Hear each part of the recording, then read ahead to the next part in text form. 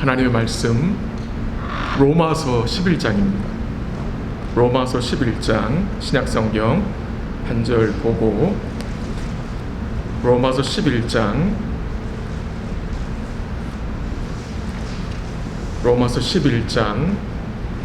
36절 한 절입니다. 256면 로마서 11장 36절 같이 읽습니다. 시작. 이는 만물이 주에게서 나오고 주로 말미암고 주에게로 돌아감이라. 그에게 영광이 세세에 있을지요. 아멘. 아멘. 저 뒤에 제가 테이블에 그 소교리 문답을 좀 갖다 놨습니다. 그거 받으셔서 참고하시면 좋겠습니다.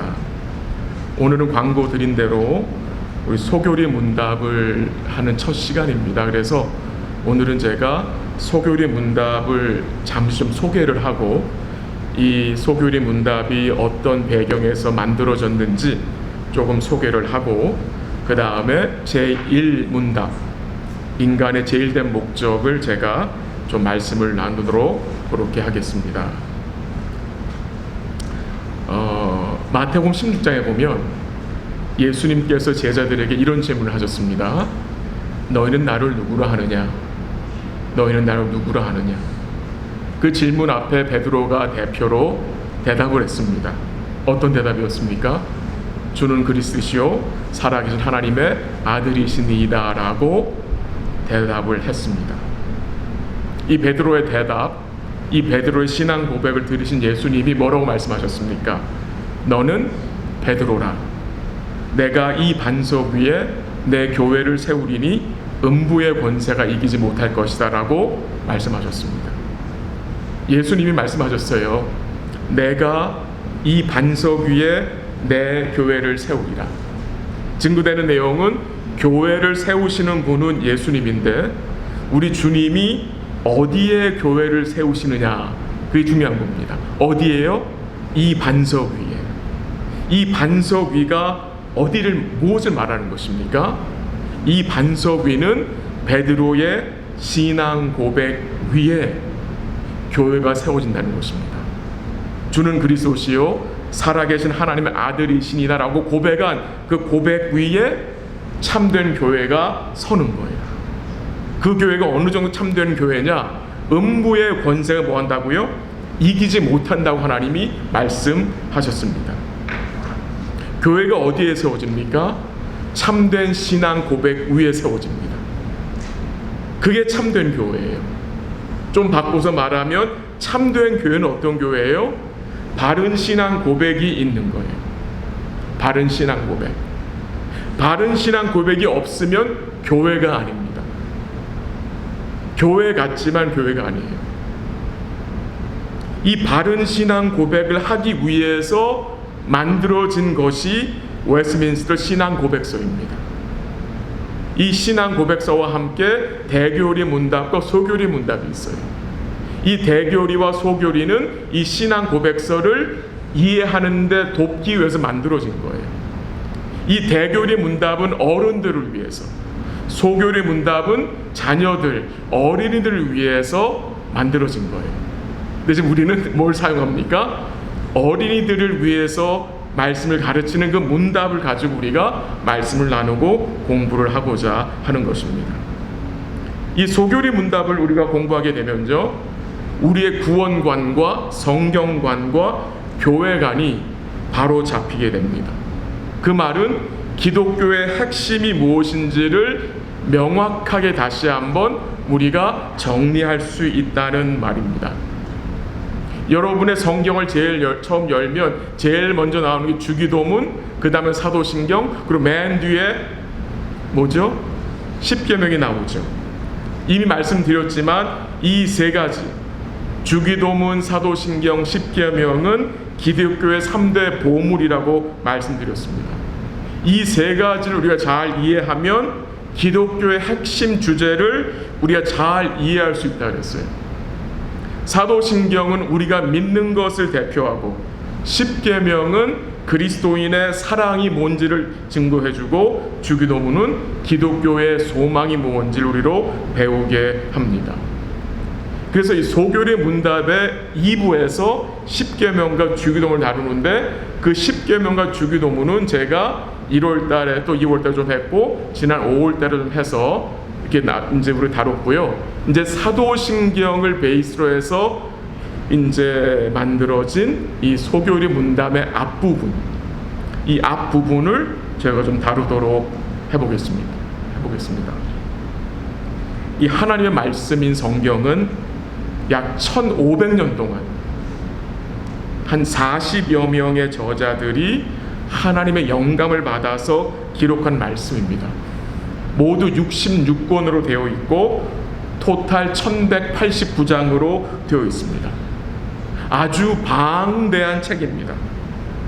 그래서 우리가 성경을 읽고 묵상하고 성경을 배우는 것은 마치 이렇게 아주 큰 밀림 속으로 들어가는 것 같은, 큰 밀림을 여행하는 것 같이 우리 생각될 수 있습니다.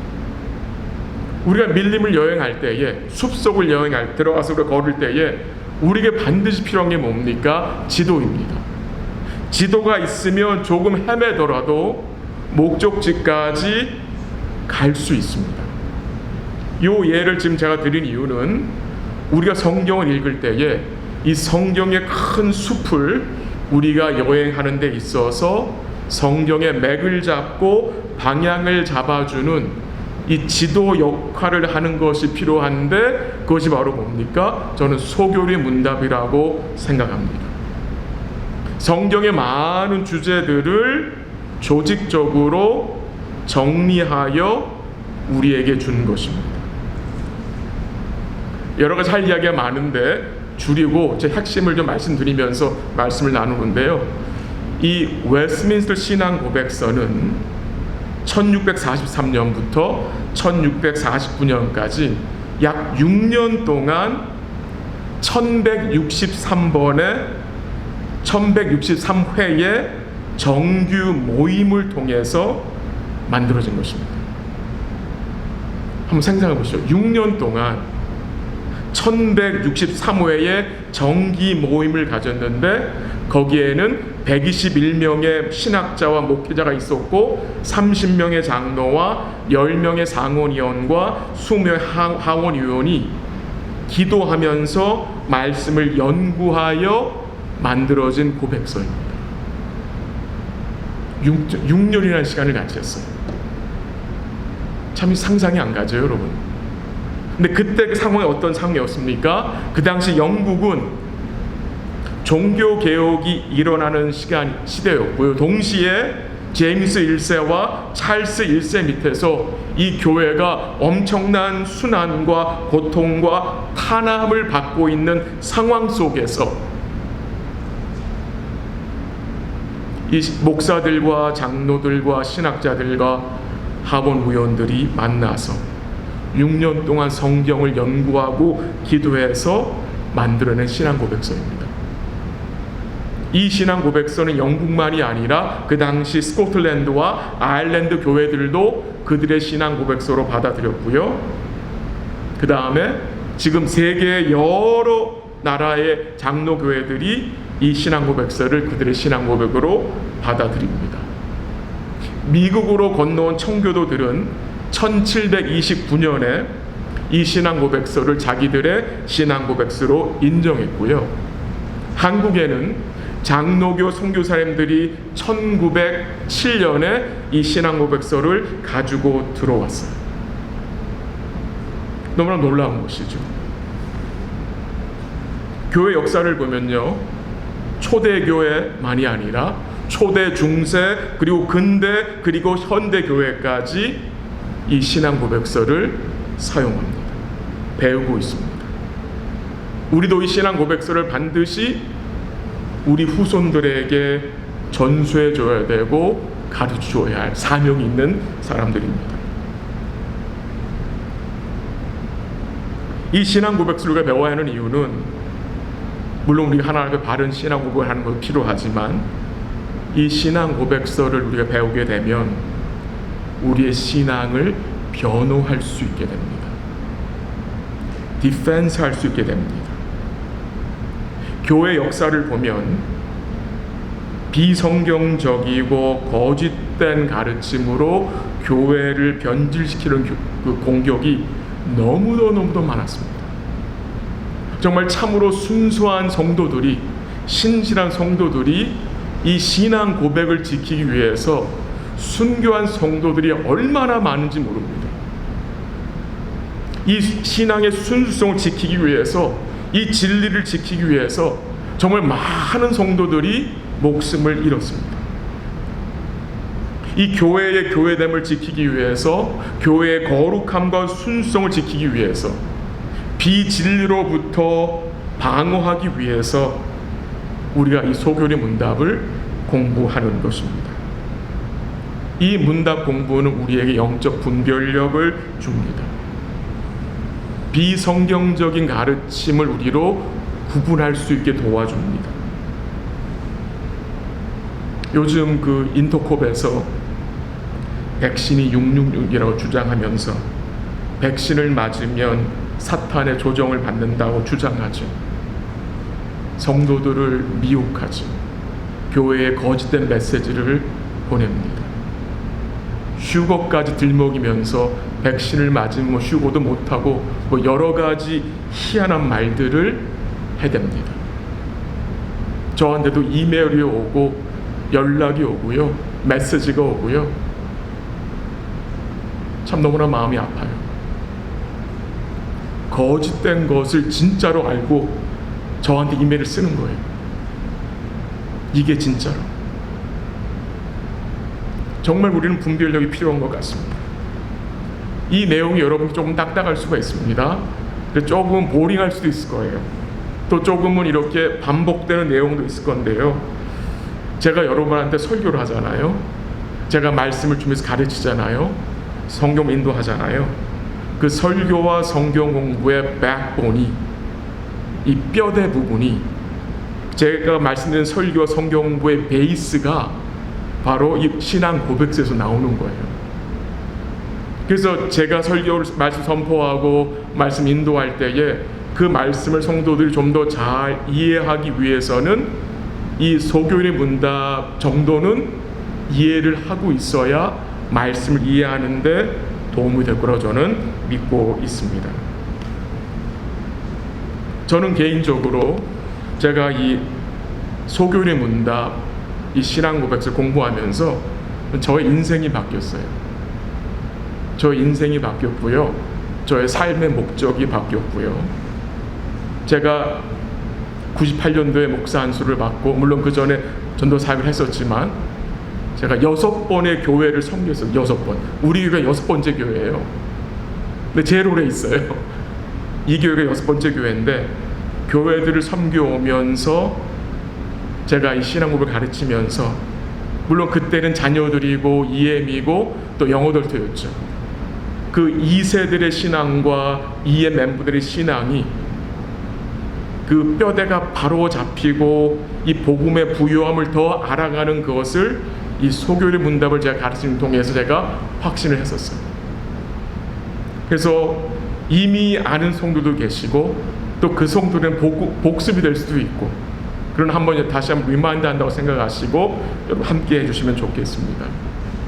한국 교회 초창기 시절에 이 소교리 문답을 가르친 역사가 있더라고요. 1908년도 미국 남장로교 선교사님들이 전라남도 순천에 와서 복음을 전하기 시작했는데요. 거기 와서 교회를 개척했는데, 그때 그 선교사님들이 이 소교리 문답을 가져와가지고 그 당시 한국의 그 전라남도 순천에 있는 사람들에게 이 소교리 문답을 가르치고 그것을 공부하고 외운 성도들과 자녀들에게 그 수료증을 준 것이 발견이 됐어요. 너무나 놀랍더라고요. 그 선교사님 이름이 R.T. 코이신데 한국 이름이 고라복이에요. 고라복. 이 고선교사님은 한국에 오자마자 얼마 안 돼서 두 자녀가 이질로 죽었어요. 두 자녀를 잃었어요. 근데 이 선교사님은 그 한국을 떠나지 않고 계속 그 마을에 남아서 복음을 전했어요. 복음을 전하면서 이 소교리 문답을 가르쳐 준 거예요. 우리 첫 번째 문답에 들어가기 전에 이 소교리 문답 배경을 좀 이해하기 위해서 이 소교리 문답이 만들어진 그 시대, 종교개혁 시대가 어떠했는지를 제가 조금 말씀을 드리면 우리 성도님들이 좀 더 잘 이해할 수 있을 것 같아서 말씀을 나눌게요.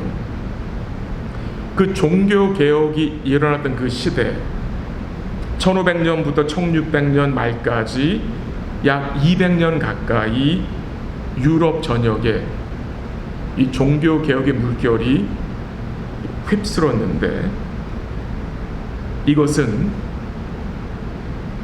몇 명의 개혁가들이 힘을 써서 된 것이 아니라 하나님의 개입과 하나님의 전적인 역사로 나타난 일입니다. 정확히 말하면 그 당시 루터나 칼빈이나 zwingli나 이런 종교개혁가들은 이렇게 종교개혁이 일어날 계획을 하지 못했었어요. 이런 일이 일어날 것도 몰랐었던 거예요. 그들은 그 당시 교회 현실이 너무나 비성경적이고 비복음적이라서 그들 삶에서 말씀을 외친 건데, 하나님은 그거를 사용하셔서 그 유럽 전역에 종교개혁의 물결을 일으켜셔가지고 교회를 새롭게 하신 거예요. 이 종교개혁의 핵심이 무엇이냐? 왜 종교개혁이 일어나야만 했느냐? 그 당시 교회의 상태는 어떤 상태였는지를 조금 말씀을 드릴게요. 간단하게 말씀드려, 종교개혁은 교회 개혁입니다. 교회 개혁. 교회를 개혁하기 위해서, 교회를 다시 말씀으로 돌아오게 하기 위해서 이 운동이 일어난 거예요. 그럼 그 당시 교회의 문제가 무엇인가? 그 당시 교회의 문제가 무엇이라고 여러분 생각합니까? 물론 관점에 따라 우리 답이 다를 수 있겠지만, 보통 우리는 그 당시 중세교회 문제 중에 하나를 면죄부로 생각합니다. 면죄부. 물론 면죄부가, 이 인덜전스가 그 당시 중세교회 문제였지만, 이 문제는 그 당시의 결과적인 것이지 그 문제의 원인은 아니었습니다. 이 면죄부라는 것은 하나의 타락한 결과로 나타난 거예요. 원인이 아니에요. 왜 그 당시 사람들이 면죄부를 팔고 사게 된 것입니까? 그것은 바로 그들이 가지고 있던 잘못된 그 사상, 공로 사상 때문입니다. 하나님 앞에서 내가 몸과 헌신을 하고 덕을 쌓으면 거기에 따른 보상이 있을 것이다 라는 생각. 그래서 내가 좀 여기서 이따 잘 살면 지금 연옥에서 고생하는 나의 아버지를 천국에 보낼 수 있을 것이다. 내가 좀 잘하면 지금 연옥에서 고통 중에 있는 나의 엄마를 천국에 보낼 수 있을 것이다. 즉 나의 공로로 연옥에 있는 자를 천국으로 올릴 수 있다고 참 거짓된 가르침에 잡혀 있어서 이 면죄부가 나타난 거예요.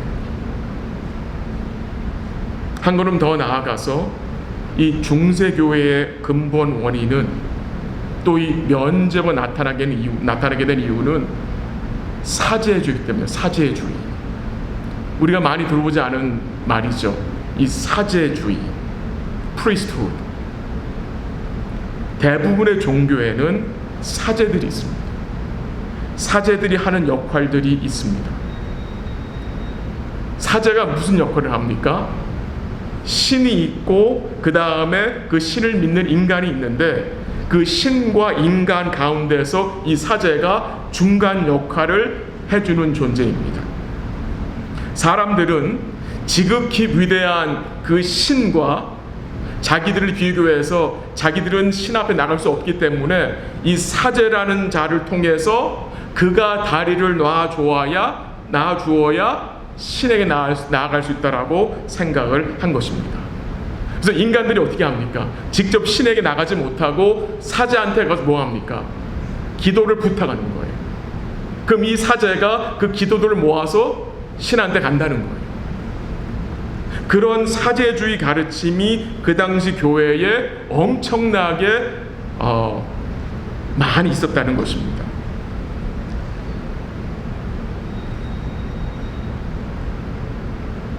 근데 이게 정말 성경적입니까, 여러분? 교회 안에 사제들이 있는 거예요. 물론 구약 시대 때 제사장들이 있었지만 이 사제의 주인은 제사장 그보다 더 많이 간 거예요. 잘못된 거예요. 지금 우리는 더 이상 구약의 제사장들 필요 없잖아요. 왜 필요 없습니까? 예수님이 단번에 자기 자신을 희생제물로 십자가에 들으셨기 때문에, 예수님이 온전한 대속의 제물이 되었기 때문에, 그리고 예수님이 여러분과 저의 영원한 대제사장이 되었기 때문에, 그가 항상 살아서 우리를 위해서 간구하시기 때문에 우리가 어떤 인간을 통해서 하나님께 나아가는 자들이 아니죠. 우리는 이제 누구를 통해서 나갑니까? 하나님 앞에 직접 나가는 거예요. 누구를 통해서? 예수님을 통해서. 사제가 아닙니다. 목사는 사제가 아닙니다. 절대 사제가 아닙니다. 근데 그 당시 중세교회는 이 사제들의 문제가 엄청났습니다. 사제들의 등급이 생기기 시작합니다. 그리고 이 사제들이 교회의 그리스도 자리를 차지하게 됩니다. 성도들이 교회를 오면 그리스도를 바라보는 게 아니라 누구를 바라봅니까? 사제들을 바라봅니다. 인간을 통해서 하나님께 나아가고자 합니다. 신부, 성인, 마리아, 교황, 이런 문제가 교회 안에 가득 찬 것입니다. 이 교회에서 그리스도가 드러난 것이 아니라, 복음이 드러나는 것이 아니라 사제들이 드러나고요, 이제 사제들의 말이 하나님 말씀이 된 거예요. 이것이 그 당시 교회의 상황이었습니다. 그 당시 성도들은 다는 아니겠지만 많은 사람들이 내가 어떻게 하나님 앞에 나아갈 수 있어? 어떻게 내가 감히 나아갈 수 있어? 나보다 좀 더 거룩한 사제를 통해서 그가 중간 역할을 해주어야 내가 하나님께 나아갈 수 있으니까 나는 무조건 그에게 모든 것을 맡겨야 돼. 이렇게 된 거예요, 교회가. 그래서 그 당시 중세교회에 뭐가 시작됩니까? 고해성사가 시작되는 거예요. 고해성사. 죄를 직접 하나님 가져가는 게 아니라 사제한테 가서 죄를 고백하는 거예요. 그리고 그 사제가 어떻게 합니까? 그 죄에 대한 대가를 지불하게 합니다. 이러니 교회가 어떻겠습니까? 이런 잘못된 것을 바로잡기 위해서 종교개혁가들이 일어나는 거예요. 그래서 그 당시 루터가 뭘 주장했습니까? 만인사제라는 것을 주장했어요. 만인사제. 이 말은 무슨 말입니까? 우리 모두가 사제라는 말이 아니라 참된 중보자이신 그리스도 안에서 모든 성도가 하나님을 뭐 할 수 있다? 나아갈 수 있다라고 가르친 거예요. 말씀드린 대로 목사는 사제가 아닙니다. 목사가 하나님이 예수님 제자가 직분이지만 사제가 아닙니다.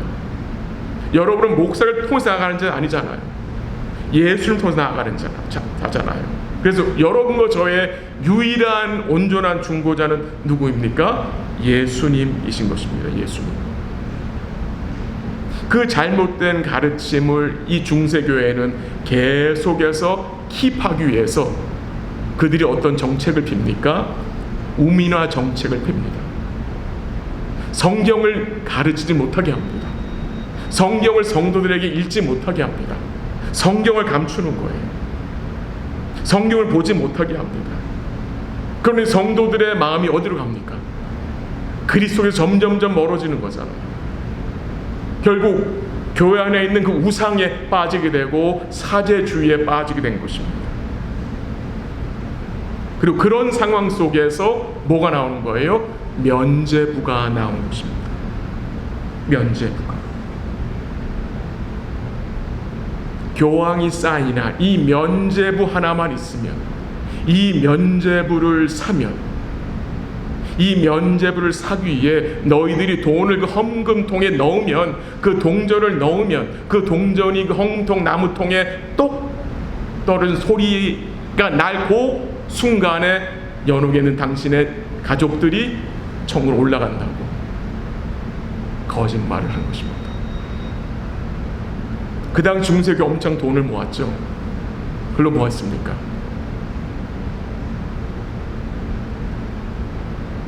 세상 사람 눈에 보이기에는 의리의리한 성전들을 지었습니다. 그거 모아서 하나님 결코 기뻐하시는 것이 아니죠. 이런 상황 속에서 이렇게 교회가 어두운 상황일 때에 이 신앙 고백서가 만들어진 것입니다. 전 이것을 하나님의 전적인 은혜라고 생각합니다. 하나님이 그의 교회를 다시 살리시기 위해서, 하나님 그의 교회를 다시 이 거짓 가르침으로부터 보호하시기 위해서 하나님 그의 교회에게 뭘 주셨어요? 이 신앙 고백서를 만들게 하시고, 이 신앙 고백서가 어떻게 해요? 유럽 전역에 퍼지게 하신 거예요. 이게 미국까지 들어오고, 이제 이게 어디까지 들어왔어요? 한국까지. 이 고백서 세계 이제 모든 나라 아니겠지만 세계에 있는 장로교회는 이게 들어갔잖아요. 이 고백서를 고백하잖아요. 서론이 조금 길었어요. 근데 여러분들이 이 신앙고백서 배경을 알고 있는 게 참 중요한 것 같아서 잠시 말씀을 나눴는데요. 이런 배경입니다. 그러니까 너무나 중요한 거라는 거. 우리 손에 이 고백서가 지금 있는 것이 이 얼마나 큰 은혜인지 우리가 좀 생각하자라는 의도로 말씀을 나눈 것입니다. 여러분 한번 페이퍼를 받은 거 가보세요. 오늘 1번을 생각할 거예요. 1번 제가 문제를 읽고 답을 여러분 읽어주세요. 1번, 사람의 첫째 되는 목적은 무엇입니까? 답 다 같이 시작. 사람의 첫째 되는 목적은 하나님을 영화롭게 하고 그분을 영원토록 즐거워하는 것입니다. 이게 1번 문제입니다. 혹시 이 답, 사람의 첫째 되는 목적은 하나님을 영화롭게 하고 그분을 영원토록 즐거워하는 것입니다. 어디서 본 적 있습니까, 여러분?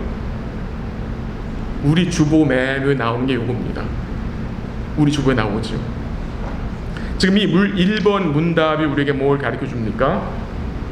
사람의 첫째 되는 목적, 인간의 최고 목적, 인간의 주된 목적이 무엇이냐를 우리에게 가르쳐 줍니다.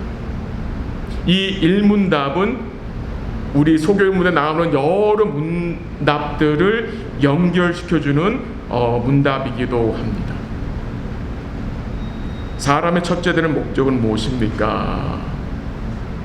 무엇을 위해 사느냐? 우리가 왜 사는 거냐? 어떻게 사는 거 잘 사는 거냐라는 질문이겠죠. 또한 이 질문은 우리에게 뭘 가르쳐 줍니까? 하나님이 우리를 지으시고 구원하신 목적이 무엇인지를 가르쳐주는 질문입니다. 이 질문은 우리 성도들의 삶의 정체성과 존재 목적이 무엇인지를 우리에게 깨닫게 하는 것입니다. 주를 믿는 모든 성도들은 이 질문에 분명하게 답할 수 있어야 합니다. 사람의 첫째 되는 목적은 하나님 영화롭게 하고 그를 영원히 즐거워하는 것이다. 어떤 분에게는 이런 생각이 들 수 있을 것 같아요. 정말 삶의 목적이 필요한가? 라는 생각. 그냥 살면 되지. 아니 이민생활 정말 일하면서 고생하면서 밥 먹고 살기도 힘든데 무슨 인간의 첫째 되는 목적을 생각하냐? 뭐 그리 인생을 복잡하게 생각하냐? 그냥 살면 되는 것이 아니냐라고 생각할 수 있는 사람도 있을 수 있습니다. 그러나 우리 하나님이요, 인간을 만드시고 그의 아들 우리를 구원하셨잖아요. 우리를 만드시고 구원하신 목적이 분명히 있다는 사실입니다. 그 하나님이 우리를 지으시고 구원하신 목적을 우리가 망각하면 안 된다는 것입니다. 이제 한국어 읽어드리게 들어보세요. 이사야 43장 7절에 들어보십시오. 내 이름으로 불려지는 모든 자 곧 내가 내 영광을 위하여 창조한 자를 오게 하라. 그를 내가 지었고 만들었느니라. 뭐가 증거됩니까? 하나님이 우리를 지으시고 창조하신 목적이 있는 거예요. 그 목적이 무엇이에요? 내가 내 영광을 위하여 창조하였다라고 증거하고 있는 거예요. 뭐가 증거됩니까? 여러분과 저의 목적을 누가 정합니까? 내가 정합니까? 하나님이 정합니까? 하나님이 정합니다. 왜요? 하나님이 지으셨기 때문입니다. 하나님이 창조하셨기 때문입니다. 우리 인생의 목적을 누가 정해요? 하나님이 정하는 거예요. 왜? 하나님이 우리를 지으시고 만드셨기 때문에, 하나님이 우리의 주인이기 때문에. 근데 여기에 대해서 세상은 인정하지 못하죠. 무슨 헛소리냐? 내 인생 내 건데 내 인생의 목적을 내가 정하지 왜 하나님이 정해? 그들은 그렇게 말한 이유가 무엇입니까? 하나님의 존재를 믿지 않기 때문에. 하나님의 존재를 믿지 않는 것은 하나님의 절대적 진리를 인정하지 않기 때문에, 모든 진리가 상대적이기 때문에 인생의 목적을 자기들 스스로 정합니다. 그리고 그게 첫째 되는 목적이라고 그들은 생각합니다. 근데 성도의 가치관은 그들과는 정반대가 됩니다. 믿음의 가치관은 정반대가 됩니다. 우리는 어떤 가치관을 가지고 있는 자들입니까? 우리는 창조주와 구원자 하나님 계시기에 그가 주신 절대적 뭐가 있습니까? 진리가 존재하므로 그 진리의 말씀에 여러분과 저의 삶의 목적이 주어졌다는 것을 우리는 믿는 자들입니다. 여러분 맞죠? 예. 그럼 여기서 질문할 수 있는 게 있습니다. 그럼 목사님, 이 첫째 되는 목적 외에 다른 목적을 갖는 것은 잘못된 것입니까? 라는 질문입니다. 이 첫째 되는 목적만 있고 다른 목적은 없어야 됩니까? 라는 질문입니다. 거기에 대한 답은 아닙니다. 아닙니다. 다른 목적을 가질 수 있습니다. 우리가 직장에서, 우리가 학교에서, 우리가 가정에서 목적을 가질 수 있습니다. 그러나 이 첫째 되는 주된 목적과 우리 가정과 우리 직장과 우리 학업, 우리가 개인적으로 갖는 목적은 뭐여야 합니까? 구분되어야 합니다. 이 구분되어야 한다는 말은 무슨 말이냐? 하나님 주신 인생의 최고의 목적이 첫째고 우리 인생의 다른 목적들은 그 밑으로 들어가야 된다는 것입니다. 그것을 지금 가르치는 것입니다. 아니, 좀 더 정확히 말씀드리면 우리 인생의 주된 목적, 인생의 제일 된 목적, 곧 하나님을 영원하게 하는 것과 그를 즐거워하는 것이 인생의 최대 목적인데, 그 외에 우리가 가지고 있는 목적들은 이 목적을 위한 수단이 되어야 한다는 말입니다. 그 의미입니다, 여러분. 이 목적이 있으면 다른 목적이 있으면 안 돼가 아니라 우리가 여러 가지 목적을 가질 수 있는데 그것은 2차적인 목적, 부차적인 목적으로 이 주된 목적을 이루는 수단이 되어야 한다는 것입니다. 여러분 여기 동의하십니까? 내 인생의 개인 목적이 하나의 주된 목적과 같은 레벨에 둘 수가 없다는 말입니다.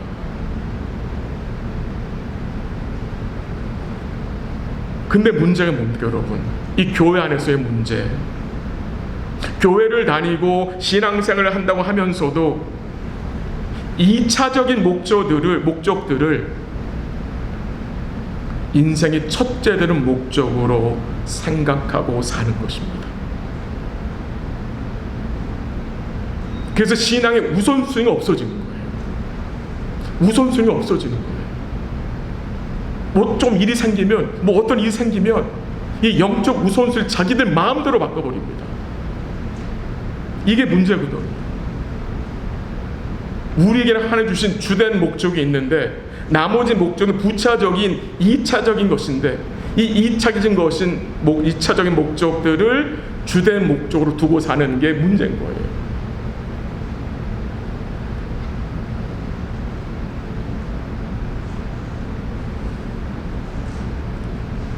예를 들어서 돈을 좀 생각해보죠. 돈은 참 중요한 거죠. 우리 인생을 살고 또 주를 섬기는 데 있어서 이 참 돈이 굉장히 중요합니다. 근데 이 돈은 우리 인생의 첫째 되는 목적이 될 수 있습니까? 없습니까? 될 수가 없습니다. 그럼 돈은 무엇입니까? 이 주된 목적을 섬기고 이루기 위한 뭡니까? 수단일 뿐입니다. 우리의 가정의 목적, 내 개인의 목적, 내 직장에서의 목적 다 그렇습니다. 내가 건강을 위해서 운동하는 것 다 뭡니까? 주된 목적을 위해서 수단으로 쓰여지는 것입니다. 이것이 믿음의 가치관입니다.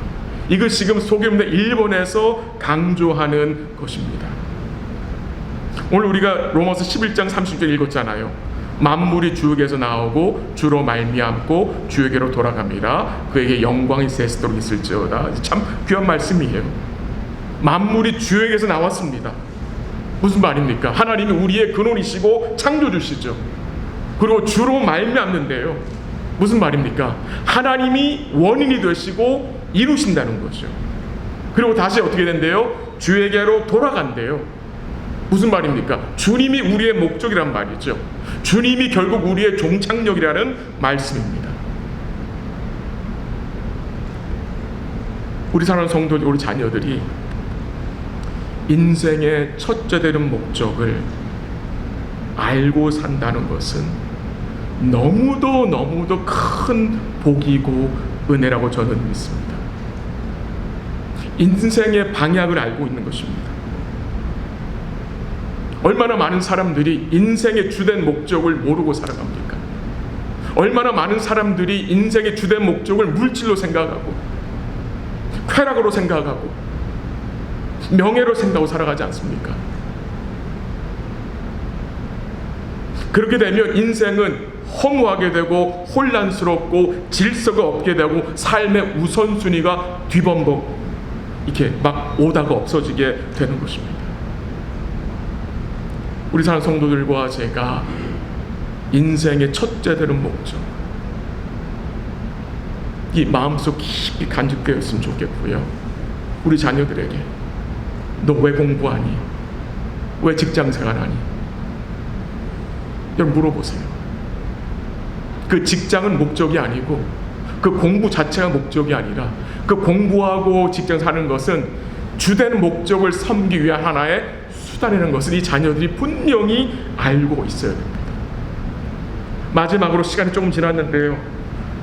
한 가지 나누고 싶은 것은 이 하나님을 영화롭게 하는 것, 하나님을 즐거워하는 것이 무슨 의미입니까? 무슨 의미인지는 알겠지만 조금 더 설명을 드리면 좋겠습니다. 영화롭게 한다. 이 영화, 이 영광이라는 단어는 무겁다라는 뜻입니다. 무게라는 뜻입니다. weight이라는 뜻입니다. 이것은 단순히 몸무게가 무겁다는 그런 말이 아니라 탁월함, 우수함을 말하는 것입니다. 묵직함, 그 무게를 말하는 것입니다. 아마 제가 얼마 전에 사용한 예인데 축구선수 박지성 여러분 기억하시죠? 이 박지성 축구선수는 저보다 작아요. 키도 작고 체구는 저보다 더 조그맣니다. 작은 체구예요. 만약에 여러분들이 박지성 축구선수를 H마트에서 만났다고 생각해 보세요. 박 선수가 모자 쓰고 추리 입고 나왔어요. H마트에. 그렇게 되면은 아마 우리는 그 박지성 선수의 그 무게감을 전혀 느끼지 못할 것입니다. 왜? 그냥 왜소하고 조그만 사람이에요. 근데 만약에 우리가 박지성 선수를 축구장에서 봤다. 축구화를 신고 그가 축구하는 모습을 보게 된다면 우리는 분명히 그의 무게감을 충분하게 느낄 수 있을 것입니다. 우리 예수님 어떤 분입니까? 사람들의 눈에 무게 없는 분으로 보여졌습니다. 우리가 지금 이사야 44장 요번 53장 봤잖아요. 고운 모양도 없고 풍채 없고 사람 보기에 흠모할 만한 아름다운 것이 있어요, 없어요? 없다고 했습니다. 없어요. 무게감이 없어요. 근데 복음서에 보면은 그가 말씀을 전하실 때에 사람들이 뭐라 그랬습니까? 그가 전하는 것이 권세 있는 자 같다라고 증거했죠. 물론 이 하나님의 영광이 하나님 창조하신 만물을 통해서 드러났습니다. 시편 19장 1절에 나오잖아요. 근데 그뿐만이 아니라 이 하나님의 그 놀라운 영광이 가장 클라이막스로 드러난 때가 언제냐? 예수님의 성육신입니다. 그 예수님의 십자가와 예수님의 부활입니다. 여러분과 저는 이 하나님의 영광을 무엇 속에서 확인한 자들입니까? 말씀을 통해 그의 오심과 그의 죽으심과 그의 부활과 그의 승천을 통해서 우리는 알게 된 자들입니다. 하나님을 영화롭게 하는 것은 쉽게 말하면 하나님을 즐거워하는 것입니다. 이 하나님을 영화롭게 하고 그분을 즐거워하는 게 두 가지 같지만 하나로 생각해도 좋습니다. 하나님을 영화롭게 하는 것은 하나님을 즐거워하는 것입니다. 이 세상에서 누가 하나님을 가장 즐거워했습니까? 여러분? 누구라고 생각하십니까? 예수님 아닙니까? 우리 예수님이에요. 하나님 아버지가 너무도 즐거워서 그는 산속에서 아버지와 함께 하셨죠. 그는 하나님 아버지 하나님 아버지 너무도 즐거워하셔서 이른 미명에 아버지를 만나러 나가시죠. 우리 예수님은 하나님 아버지 온전히 즐거워하신 분이에요. 그 예수의 삶에 하나님 우리를 뭐 하신 거예요? 인바이트 하신 거예요. 하나님 영화롭게 하는 것은 우리가 잘 돼서 그걸 하나님 찬양, 물론 그것도 될 수 있겠지만 중요한 것은 일상입니다. 일상. 그래서 고린도전서 10장 31절 뭐라고 합니까? 너희가 먹든지 마시든지 무엇을 하든지, 뭘 말하는 겁니까? 먹든지 마시든지 일상이에요. 일상. 오늘 여러분 식사하셨죠? 커피 마시셨죠? 오렌지 드셨죠? 식사하셨죠? 물도 마시셨죠? 우리의 일상에서, 우리의 직장에서, 우리의 가정에서 하나님 원하시는 것은 그 하나님 뭐 하는 거예요? 즐거워하는 거예요. 즐거워하는 거예요. 근데 하나님을 즐거워하려면 필요한 게 있어요. 뭐가 필요합니까? 그 하나님의 하나님 되심을 알아가야 돼요. 그 하나님을 알아야 즐거워할 수 있어요. 또 그 하나님을 즐거워하기 위해서는 뭐 해야 돼요? 하나님 뭐 하는 거예요? 예배해야 되는 거예요. 예배해요. 하나님을 영화롭게 하고 즐거워하는 그 클라이막스가 하나님을 예배하는 거예요. 하나님을 예배할 때에 하나님이 우리의 뭐가 됩니까? 전부가 되시는 거예요. 전부가. 우리가 하나님 예배할 때에, 우리가 하나님의 하나님 되심을 알아갈 때에 우리가 하나님의 왕팬이 되는 거예요. 말씀을 정리합니다. 우리 사랑하는 성도 여러분, 우리가 어떤 상황에 처한다 할지라도 우리의 최고의 목적은 변하지 않습니다. 변하면 안 됩니다. 우리 마음속에 이 최고의 목적, 하나님 영화롭게 하나님 즐거워하는 것이 우리 마음속에 깊이 간직되기를 기도하고요. 우리 사랑하는 성도님들, 이제 남은 삶 어떤 목적을 가지고 계속 살기 원하십니까? 바로 이 주된 목적입니다. 또 기도하고 바라는 것은 이 주된 목적이 밑으로 떨어지지 않기를 바랍니다. 우리가 가지고 있는 부차적인 목적들이 이 하나님 주신 주된 목적 위에 올라가지 않도록, 그게 바로 죄거든요. 죄. 그런 삶을 살지 않도록 주의 은혜를 간구하고요. 혹시 나의 부차적인 것들이 지금 주된 목적이 되어 있다면 그것을 바꾸어 달라고, 그것을 밑으로 떨어뜨려 달라고 같이 기도하고 주의 말씀의 은혜를 구하면 좋겠습니다. 같이 기도하겠습니다. 잠시 기도 제목 나누고 같이 기도할게요. 오늘 말씀을 잠시 나눴습니다. 같이 기도하기 원하는 것은요, 우리 마음속에 이 첫 번째 목적 깊이 간직하고 살게 하시고, 우리의 부차적인 목적들이, 2차적인 목적들이 이 주된 목적과 같은 자리에 두지 않도록, 아니 정말 기도하기 원하는 것은 그 부차적인 목적들을 이 첫 번째 목적을 이루는 수단들로 잘 사용할 수 있도록 주의 은혜를 간구하기 원합니다. 우리 아픈 성도들 위해서 같이 기도하길 원하는데요, 우리 유진은 집사님 계속 목이 안 좋아서 또 스페셜리스트를 만난다고 하고요. 우리 유혜영 집사님 허리가 많이 아프셔서 지금 치료 중 계십니다. 유 집사님 가정을 위해서 기도를 많이 해주시고요. 그 외에 아픈 성도들, 또 수술을 또 기다리는 성도들을 위해서 기도 일단 같이 하고 또 다음 기도 제목을 드리겠습니다. 같이 함께 기도하겠습니다. 하나님 아버지, 감사합니다. 잠시 말씀을 나눴습니다. 우리 인생의 최대 목적, 잊지 않고 살 수 있도록 도와주옵소서. 부차적인 목적들이 하나님 이 주된 목적 자리에 오지 않도록 우리 마음을 지켜주시고 첫째 되는 목적을 이루는 수단들로 사용되게 하옵소서. 하나님 아버지, 우리 마음속에 이 주된 목적 깊이 자리 잡기를 원합니다. 하나님, 우리 인생 목적을 주님 결정해 주셨습니다. 하나님 즐거워하는 삶이 될 수 있도록 도와주시옵소서. 또 하나님 알아가게 하시고 하나님을 예배할 수 있는 복된 삶 되게 하옵소서. 아픈 성도들, 어려운 성도 주의 손에 맡깁니다. 주님이 지켜주시고 붙들어 주시기를 기도합니다. 특히 수술 앞두고 있는 성도들이 있습니다. 은혜 주시고 힘 주시고 회복 은총을 함께 해주시기를 간절히 기도합니다.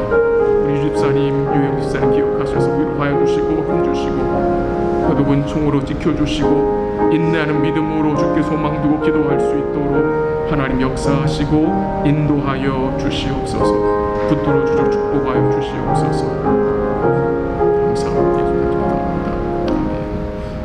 감사합니다. 계속해서 BBS 다음 주에 있고요. 우리 SFC도 있습니다.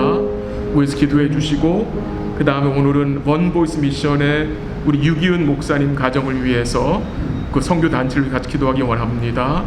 팬데믹 동안에 미국을 포함해서 8개국의 이 어린이 사역이 확장되었다고 합니다.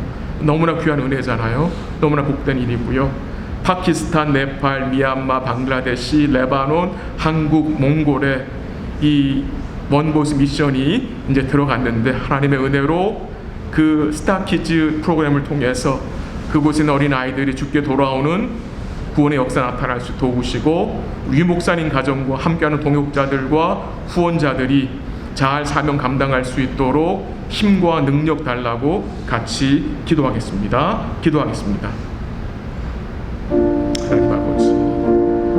하나님 아버지 감사합니다. 하나님 아버지 감사합니다. 다음 주에서 BBS를 주의 손에 맡깁니다. 주님 도와주시옵소서. 주님 지켜줄 자녀들의 마음에 이 복음이 깊이 뿌리지 않고 쏟게 하시고 우리 SF를 통해서도 영광 거두어 주시기를 기도합니다. 주님 도와주시기를 기도합니다. 주님 축복해 주시기를 기도합니다. 하나님 구원의 확신을 주시고 하나님 자녀들이 주님을 알고 주님께 헌신하고 주님이 돌아오는 역사 나타날 수 있도록 하나님 인도하시고 하나님 특별히 또 우리 원보이스 미션 하나님 지켜주셔서 하나님 팬데믹 상황을 통해서 여러 나라에 주의 복음이 하나님 확장되게 하시네 감사하고 여러 나라의 사역이 세워지게 하시네 감사합니다. 유성교사님을 지켜주시고 가정과 후원자들과 하나님 모든 우리 동역자들을 지켜주셔서 사명자에 감당할 수 있도록 하나님 도와주시고 축복하여 주시옵소서. 감사합니다. 영광 받아주시길 간절히 바라오며 예수님의 이름으로 기도합니다.